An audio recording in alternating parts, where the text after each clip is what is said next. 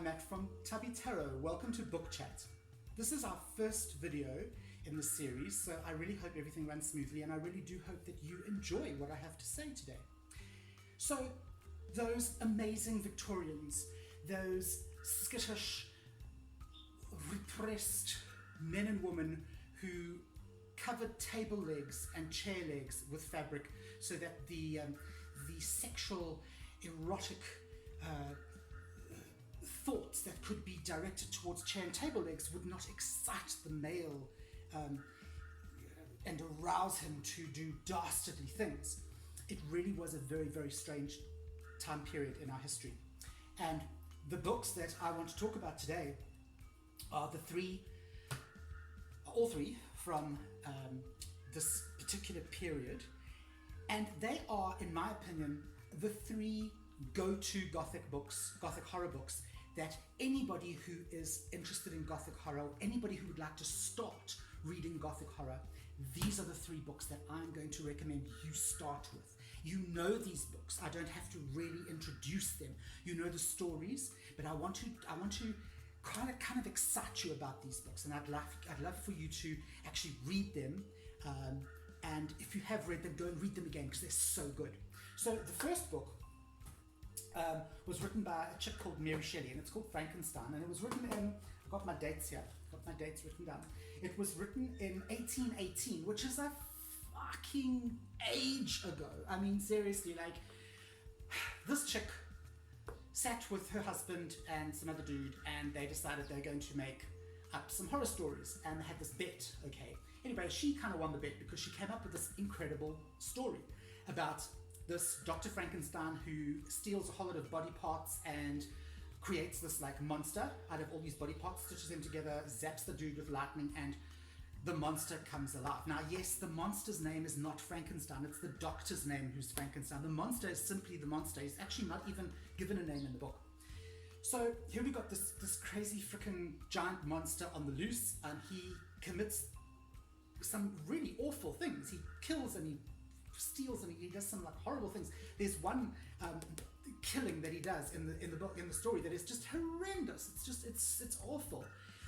But at the same time, we've got to feel kind of sorry for the dude because he was never taught anything else. This is it. He just knows how to be this great big lumbering killing machine. And there is, of course, a reason for that. It's got to do with his brain. I'll leave that for you to kind of figure out. But this book is so cool because it's actually about what do we as humans accept as punishment for trying to act as God? Do we have the right to be God? And do we accept the punishment that is vested upon us if we do play God? And it's a big chamors, a big mess. Because that's basically what Frankenstein did. He played God. Nobody can give life except God. Blah, blah, blah, okay? And this dude kind of created life, all right? But that life that he created was an abomination, to use a really cool old word. It was an abomination. And Frankenstein the doctor has to kind of cope with this crap that's happened with this freaking monster that's escaped and is killing everybody. He has to take responsibility for it. He has to live with the guilt of these terrible, terrible consequences of this creature that he created.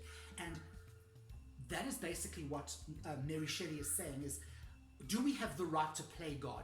Or is it going to come back and bite us in the arse? So it's a really cool book. It's really exciting. It's not very long. You could probably read this in about 2 or 3 days if you're an avid reader. Give it a go. The English is really easy, and it's a really cool story. It's pretty exciting. Okay, so that's Frankenstein. The next one, and I know you've heard of this one, was written in 1886, so it's a bit later than old Frankenstein, and it's called The Strange Case of Dr. Jekyll and Mr. Hyde. Now, you're thinking to yourself, oh my God, it's such a thick book, but no, this is the Penguin Classics edition, and this has got the novella, which is a small novel of Dr. Jekyll and Mr. Hyde, plus it's got a shitload of notes in it, and then it's also got 2 other short stories and a little, I don't even know, like a chapter written on about dreams. So the actual story, I just want to show you, okay, I want to show you how thin the actual story is. Okay, so this, I'm not including the title page, I'm just going to show you the actual story of that's it there. That there. That is how small the story is. Okay, it's teeny tiny, so you'll easily be able to read this in an afternoon. Again, it's a really cool book, and this time the theme is, what if your dark side, your evil side, your bad side, your shadow side takes over? And what if you could separate the good part of you from the bad part of you? And what would you do if the bad part suddenly became stronger and stronger and eventually took over the good part? It's kind of like, you know, when you're doing tarot, using tarot, you're doing shadow work. It's kind of like all the shit that you found out in shadow work suddenly takes complete control of you. Okay, that's what this book is all about. And it's a terrifying book. It's a horrible book. This Mr. Hyde creature is just horrendous. He's just awful, and he has absolutely no conscience whatsoever. There are a couple of what do you call, like theories about this book, about the themes, and in Victorian times, if you were gay, you couldn't be openly gay, obviously, because it was completely looked down upon, and it was actually illegal. They could actually have you could actually be hung for this. So a lot of authors would write gay characters in very, very underhanded terms, and in this book, Mr. Hyde, who's the bad part of Mr. Jekyll, or Dr. Jekyll, they say he gets up to all kinds of dastardly deeds and all kinds of criminal activity, but Robert Louis Stevenson never mentions what it actually is. And a lot of people have put forward this theory that actually maybe his debauchery, okay, and his sinful behavior was actually him going and doing gay stuff. Gay stuff, okay, and this Mr. Hyde was actually Dr. Jekyll's kind of like gay side that came out. You know what? I don't put much store in that. I like the story for what it is. With this sort of Gothic fiction, I don't tend to read too much into it, no pun intended. I kind of like just read the story because it's really cool. I never read the notes and shit like that because seriously, I'm not studying the book. I'm reading it. I'm reading it for entertainment. I'm not at school. I'm 51 years old. I don't need all that crap. I'm not writing an essay on this thing. I'm just reading it to be entertained.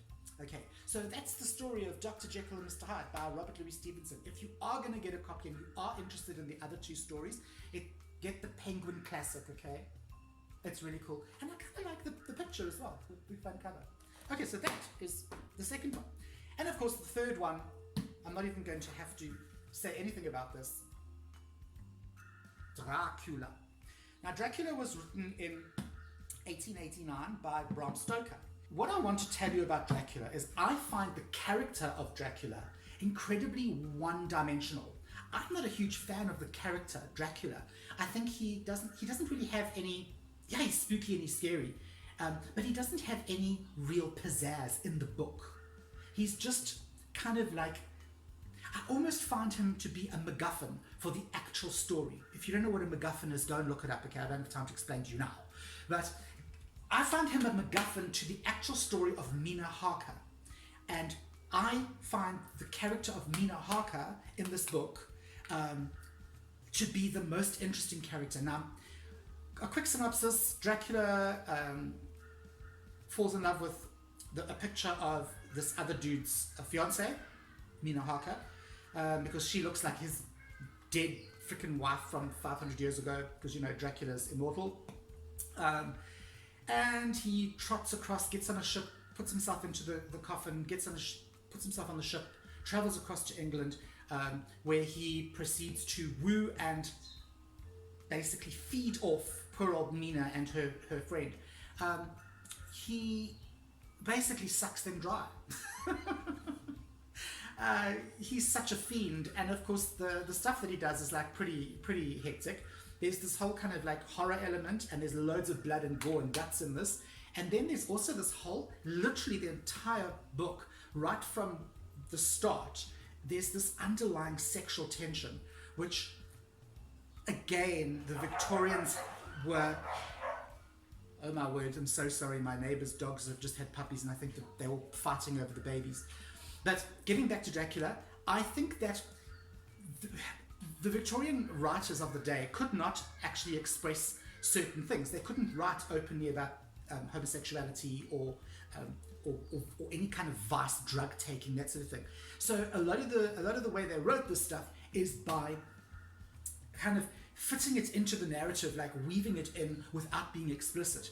And there is a lot of homoerotic stuff in this book, and there's just, as I say, there's this underlying sense of sexual tension that you probably won't pick it up the first time you read Dracula, but I guarantee you, if you read it again, you'll pick it up like that. You'll get it, and I think that makes this book for us modern readers way more interesting and way more exciting, because you've got this tension that's running right through the narrative. Okay, so there we go. So as I said to you, if you are a novice Gothic enthusiast, these are the books. These are the 3 books that you have to start with. They are the classics. They are the books that it's kind of all based on.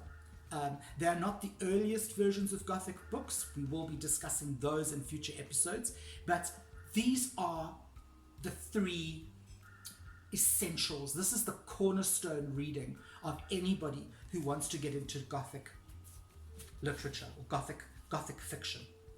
So I really hope, being the first episode of this, you have enjoyed it. You have maybe learned something. And if you have read these books, I hope you're going to be rushing to your book collection and rereading them. I'm Matt from Tubby Tarot, and we'll chat again later in the month.